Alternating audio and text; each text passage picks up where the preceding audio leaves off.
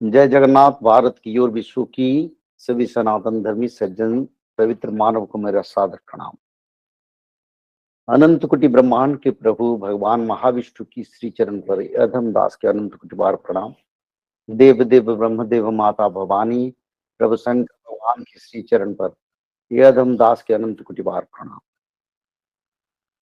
हमारी विचारधारा में आज हम विचार करेंगे त्रिकाल संध्या के तत्व के बारे में, क्योंकि मनुष्य जीवन में सबसे बड़ा जरूरी है अपना जीवन धारा को सुख शांति के साथ साथ धर्म और पवित्र धारा में मनुष्य लोग अगर पालन करे तो जीवन का सार्थकता आता है।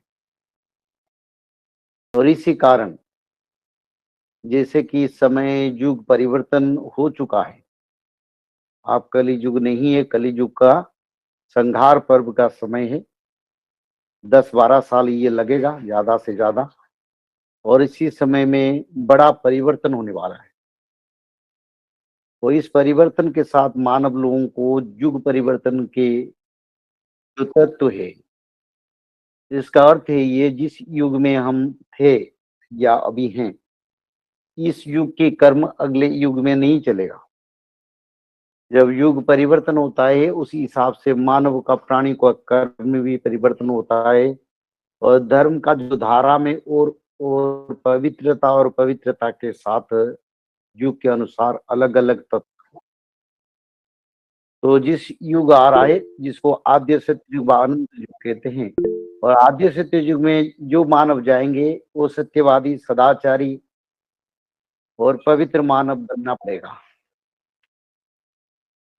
और जो लोग इससे बन नहीं पाएंगे उन लोगों के लिए आगे जाना मुश्किल है, क्योंकि जो लोगों को जो तत्व जो शक्ति जरूरत है वो शक्ति मानव के पास अब नहीं है।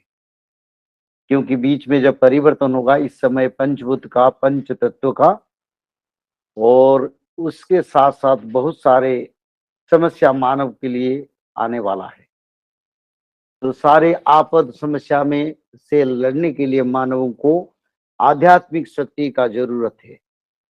और आध्यात्मिक शक्ति का सबसे बड़ा मेरे हिसाब से और सारे वेद पुराण शास्त्रों के अनुसार जो सबसे बड़ा तत्व है, यानी भगवान की कृपा प्राप्त करने के लिए, वो है त्रिकाल संध्या। और त्रिकाल संध्या ये तीनों संध्या के समय पर भगवान विष्णु के आराधना करना हमारा जो परंपरा है, आदि ब्रह्म सनातन भगवान महाविष्णु की आराधना तत्व है। क्योंकि इस समय भगवान जो कल के आएंगे वो सनातन आदि ब्रह्म है। इसी हिसाब से भगवान महाविष्णु के चरण में शरण जाना हम लोगों को जरूरी है। और त्रिकाल संध्या जो है, तीन काल संध्या समय पर स्वर्गलोक में, ब्रह्मलोक में, रुद्रलोक में और जितने लोक है, जितने ब्रह्मांड है, जितने वैकुंठ है, सभी स्थान पर भगवान महाविष्णु की आराधना होता है। पर मर्त्य पर वो त्रिकाल संध्या लुप्त हो गया, क्योंकि मानव को इसके बारे में जानकारी नहीं है। और ये जो त्रिकाल संध्या है, तीनों संध्या पर जैसे जिस समय देवता लोग भगवान की आराधना करते हैं उसी समय हम लोग भी करेंगे। और जैसे देवता लोग अजर अमर और शक्तिशाली हैं, उनका हिसाब से इच्छा से वो सब काम कर पाते हैं, इसे मानव भी सत्य युग में इसे अपनी इच्छा से सब कुछ कर पाएगा।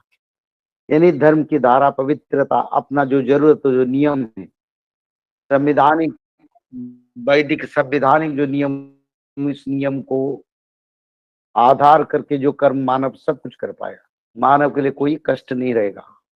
तो इसीलिए सत्य युग हो जाने से पहले जिस समय देवता लोग भगवान की आराधना करते हैं उस समय हम भी करेंगे। एक प्रातः संध्या जिसको ब्राह्मी मुहूर्त से सूर्य उदय तक, दूसरा मध्याह्न संध्या जिस समय मध्यगामी सूर्य जाते हैं या अवस्थित होते हैं, तीसरा सायं संध्या सूर्य अस्त से पहले आधा घंटा आगे आधा घंटा, तीनों संध्या पर त्रिकाल संध्या करना जरूरी है। और कोई भी लोग अगर त्रिकाल संध्या करेंगे इसमें मैं आपको बताता हूँ, आपके साथ जितने लोग हमारे साथ आज जुड़े हैं, वो लोग में भी बहुत लोग त्रिकाल संध्या करते हैं, और त्रिकाल संध्या का क्या फल मिलता है उनको मालूम है, उनको जानकारी है।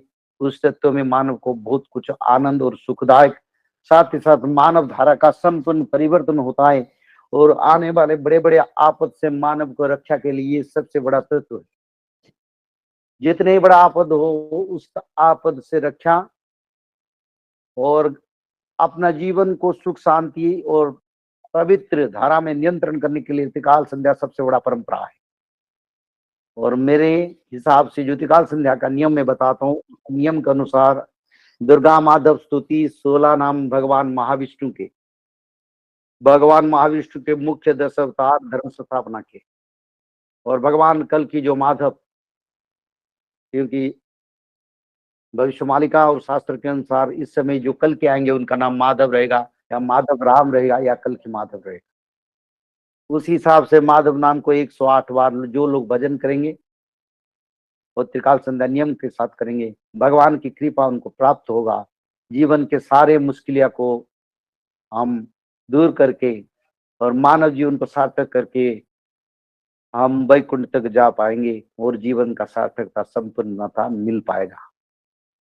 तो इसीलिए समय बहुत बिगड़ने वाले हैं, पर भय करने की कोई बात नहीं, क्योंकि देखिए जितना प्रगति, जितना डेवलपमेंट होता है, उतना भी मुसीबत आता है।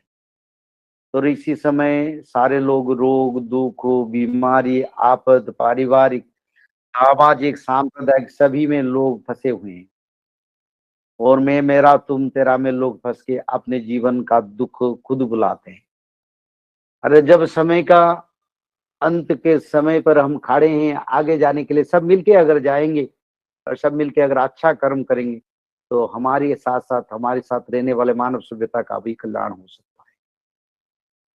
इसलिए आप सभी त्रिकाल संध्या को पालन करें।